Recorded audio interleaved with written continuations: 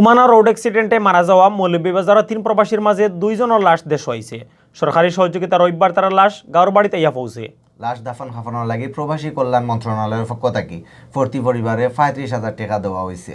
জনাজা ফরিয়া 2 প্রবাসীরে মাটি দেওয়ার কাম শেষ হয়েছে। সাংবাদিক জয়নাল আবেদিনে জানান, রবিবার মাদান একুলাউরার সঞ্জরপুর গাঁর বাড়িত আয় সবুর মিয়ার লাশ হাঞ্জাবালা জনাজার নমাজ ফরিয়া তান্ডে এলাকার কবরস্থানও মাটি দেওয়া হয়।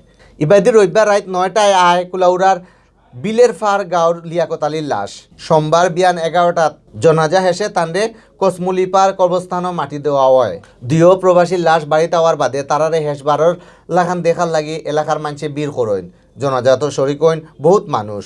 গত 2 ফেব্রুয়ারি বিয়ালে উমানোর আদম এলাকাত খামো থেকে গড় আওয়ার সময় বেফানা লাগিয়া হওয়া এক প্রাইভেট কারে ধাক্কা দিয়া 5 বাংলাদেশিরে মারিলায়। এর মাঝে মৌলভীবাজারের আসলা 3 জন। মারা যাওয়া আরেক প্রবাসী কমলগঞ্জের চিতলিয়া বাজার টিলা এলাকার আলম হোসেনের লাশ দেশও আইতে আরও 10-12 দিন সময় লাগবে।